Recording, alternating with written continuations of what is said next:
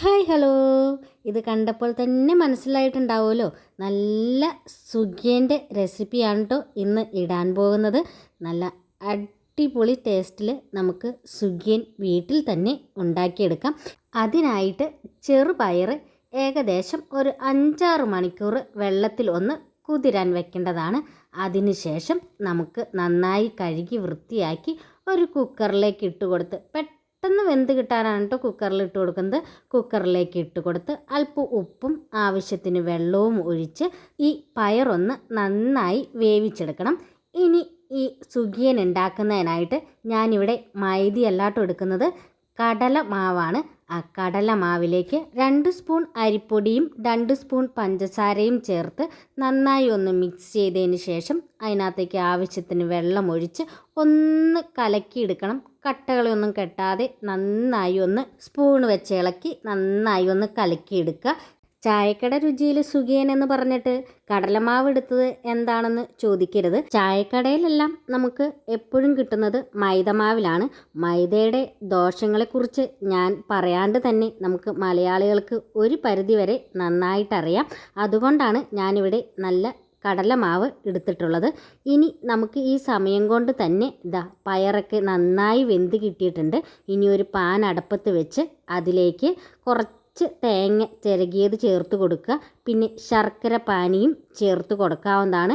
ഈ ശർക്കര പാനിയും തേങ്ങയും ഒന്ന് നന്നായി മിക്സ് ചെയ്തതിന് ശേഷം നമുക്ക് വേവിച്ച് വെച്ചിരിക്കുന്ന ചെറുപയറോടെ ഇതിലേക്ക് ചേർത്ത് കൊടുക്കാവുന്നതാണ്. ചെറുപയർ ഈ ശർക്കരപ്പാനിയിൽ കിടന്ന് നന്നായി ഒന്ന് സോഫ്റ്റായി കിട്ടണം.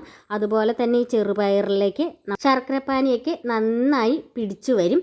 ഇനി ഇതിലേക്ക് ഞാനൊരു ഫ്ലേവറിനായിട്ട് കുറച്ച് ഏലക്ക പൊടിയോടെ ചേർത്ത് കൊടുക്കുന്നുണ്ട്. അങ്ങനെ കുറച്ച് നേരം ഇളക്കി യോജിപ്പിച്ചാൽ പയറൊക്കെ നന്നായി വെന്തുടഞ്ഞ് കിട്ടിയിട്ടുണ്ട്. ഇനി അല്പം ചൂടാറിയതിന് ശേഷം നമുക്കിത് ഇതുപോലെ ചെറിയ ബോൾസായിട്ട് ഉരുട്ടിയെടുക്കാം. പയർ നന്നായി വെന്ത് കിട്ടിയത് കൊണ്ട് തന്നെ നമുക്ക് സുഖമായിട്ട് ഇതുപോലെ ചെറിയ ബോൾസായിട്ട് ഉരുട്ടിയെടുക്കാവുന്നതാണ്.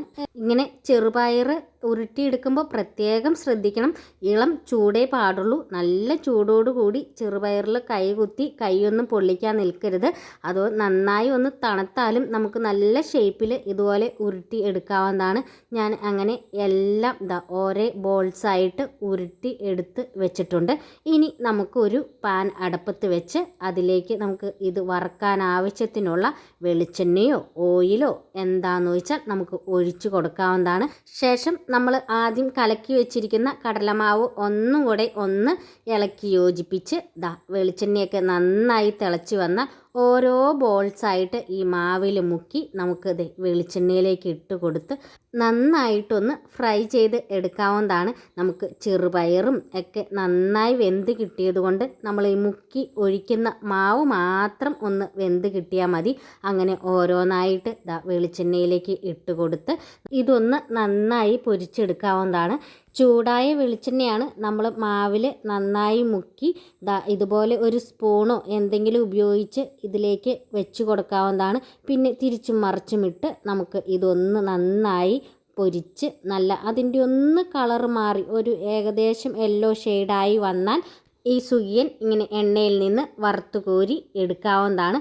അങ്ങനെ എല്ലാം ഞാനിവിടെ വറുത്ത് കോരി എടുത്തു വെച്ചിട്ടുണ്ട്. കാണുന്നത് പോലെ തന്നെ നല്ല രുചിയാണ് കേട്ടോ. ഇനി മൈദമാവല്ല, ഈ സുഖിയനൊക്കെ മൈദമാവിലല്ലേ ഉണ്ടാക്കുന്നത്, ഇത്ര രുചിയായിട്ട് കിട്ടുമോ ഒന്നൊന്നും വിചാരിക്കരുത്. കടലമാവ് തന്നെ നല്ല ഒരു ടേസ്റ്റാണ്. മൈദമാവ് മാത്രം ഉപയോഗിച്ച് സുഖിയൻ ഉണ്ടാക്കിയവരൊക്കെ ഒന്ന് മാറി ചിന്തിച്ച് കടലമാവ് കൊണ്ട് സുഖിയൻ ഉണ്ടാക്കി നോക്കിയിട്ട് അഭിപ്രായം പറയണേ. അൺഹെൽത്തി ആയിട്ടുള്ള മൈദമാവ് ഉപയോഗിക്കുന്നതിനേക്കാളും എത്രയോ നല്ലതാണ് അല്പം ഹെൽത്തി ആയിട്ടുള്ള കടലമാവ് ഉപയോഗിച്ച് നമുക്ക് ഇതൊന്ന് വറുത്തെടുക്കുന്നത്. അപ്പോൾ എല്ലാവരും ഉണ്ടാക്കി നോക്കി കഴിച്ചിട്ട് അഭിപ്രായം പറയുക. ചായ കുടിക്കാത്തവരെ വായോ.